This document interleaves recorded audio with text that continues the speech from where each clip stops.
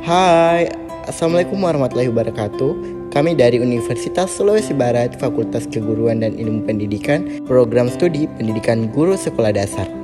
Video ini dibuat untuk menyelesaikan salah satu tugas kelompok di mata kuliah pengembangan kurikulum dan bahan ajar dengan dosen pengampu Ibu Evi Segarawati Ampri, SPD MPD. Dan kami dari kelompok 2 terdiri dari 6 orang anggota yang masing-masing bekerja sama. So, langsung saja, ini video presentasi dari kami.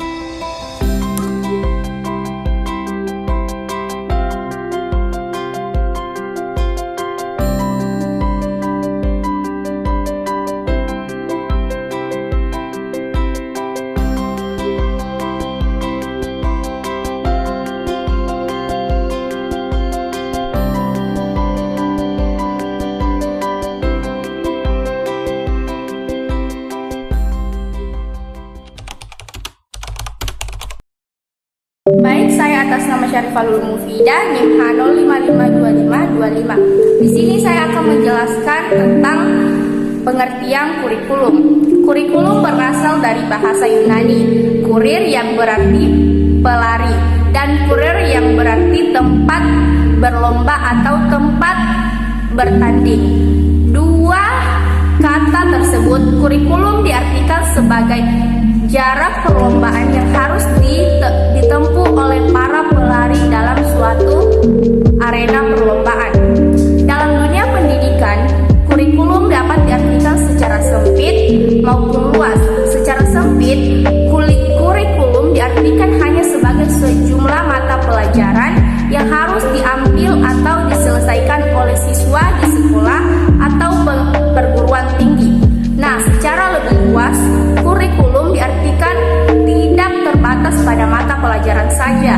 Namun, lebih luas dari itu, kurikulum diartikan sebagai segala kegiatan yang dilakukan di sekolah guna mempengaruhi anak dalam belajar, termasuk kegiatan belajar mengajar. Proses pembelajaran bagaimana penyesuaian program pengembangan pengajaran.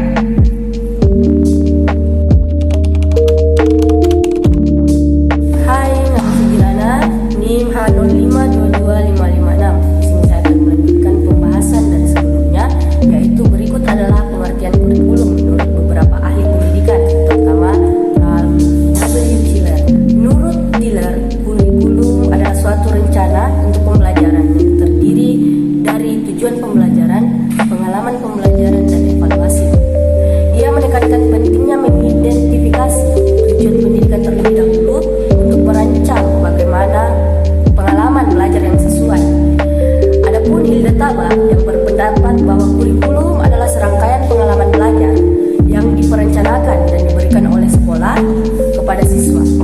Pendekatan Taba lebih menitik beratkan pada pemahaman siswa dan memasukkan kepentingan siswa dalam proses perencanaan kurikulum. Selanjutnya, Jerome Brunner. Menurut Brunner, kurikulum adalah sejauh mana kita mempertanyakan apa yang seharusnya dipelajari oleh anak-anak, bukan sekedar bagaimana mengajar. Dia menyoroti pentingnya memahami struktur pengetahuan dalam merancang kurikulum yang bermakna. Selanjutnya, John Dewey. Dewey melihat kurikulum sebagai aktivitas sosial yang melibatkan pengalaman nyata dan refleksi. Baginya, kurikulum bukan hanya tentang pembelajaran akademis, tetapi juga mempersiapkan peserta didik menjadi anggota aktif dalam masyarakat. Adapun Peter Van mengartikan kurikulum sebagai pilihan sekolah, sebagai pilihan yang disengaja dari pengalaman yang akan dialami siswa di sekolah.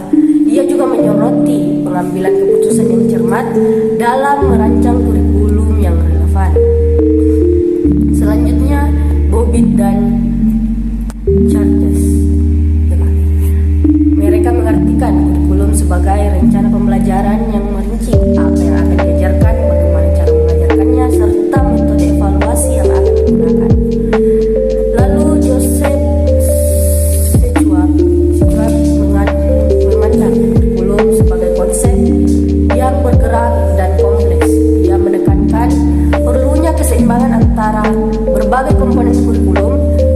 materi pengalaman siswa dan serta konteks sosial. Selanjutnya, Lawrence Stenhouse melihat kurikulum sebagai suatu proses, bukan sekedar rencana atau produk. Baginya, kurikulum melibatkan penerjemahan kebijakan pendidikan ke dalam praktik nyata di kelas. Pandangan-pandangan ini menunjukkan keragaman dalam pemahaman tentang kurikulum dengan penekanan pada berbagai aspek seperti tujuan, pengalaman belajar, pengambilan keputusan, dan juga interaksi sosial. Baik, perkenalkan nama saya Nurul Rizky Aulia dengan NIM H05225548. Di sini saya akan menjelaskan tentang perubahan pola hidup dan kebutuhan manusia. Perkembangan teknologi dan majunya ilmu pengetahuan mendorong manusia berubah pola hidupnya. Perubahan pola hidup ini tentu terjadi pula pada pelaksanaan pendidikan. Pendidikan tidak lagi berfungsi untuk mentransfer apa yang sudah dimiliki masyarakat. Proses sosialisasi untuk dapat hidup di masyarakat tetap juga untuk mempersiapkan generasi muda untuk hidup masa kini dan masa yang akan datang. Kehidupan generasi muda di masyarakat masa mendatang terdiri dari berbagai kualitas yang diperlukan, yaitu suatu pribadi yang baik dan mampu mengembangkan kehidupan dirinya, keluarganya, masyarakatnya, bangsanya, dan bahkan umat manusia. Tentu saja peran yang diharapkan dari seorang atau sekelompok generasi muda tidak semuanya sama, tetapi sangat dipengaruhi oleh kedudukan dan peran yang diperkirakan akan dijabat oleh seseorang atau sekelompok orang tersebut. Terjadi penjenjangan dalam pendidikan dan setiap jenjang pendidikan itu didesain untuk kedudukan tertentu seseorang dalam masyarakat. Peran yang mungkin dijabat adalah sebagai anggota umum masyarakat atau tokoh khusus di bidang dan jenjang seperti dalam agama, politik, ekonomi, sosial, budaya, seni, teknologi, ilmu, dan sebagainya.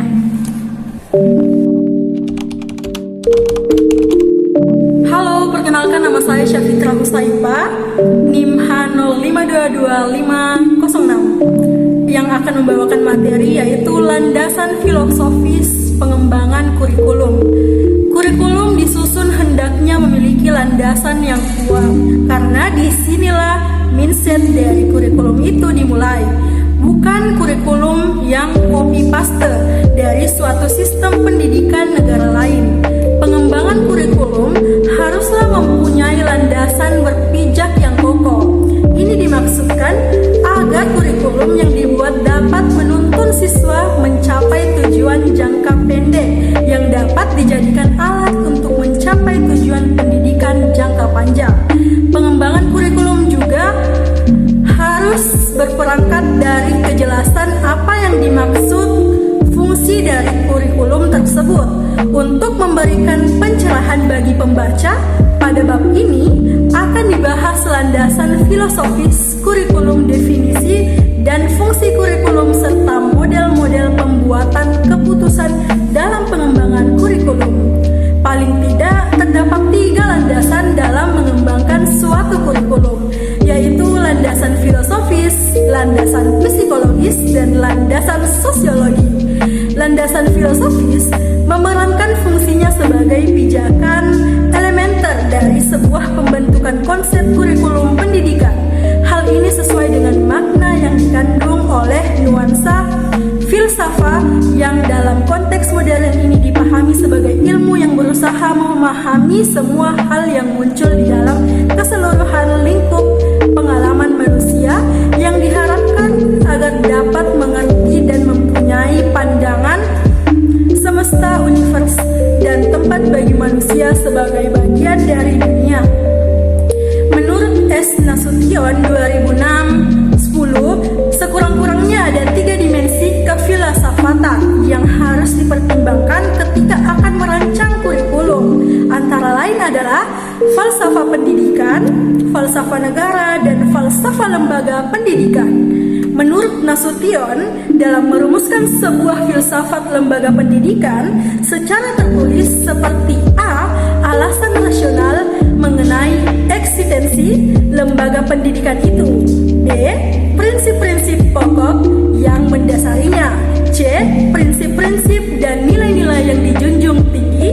Dan D. Prinsip-prinsip mengajar dan hakikat pengetahuan. Lebih jauh menurut Nasution bahwa dalam penyusunan dan pengembangan kurikulum tidak lepas dari aliran-aliran dalam filsafat antara lain.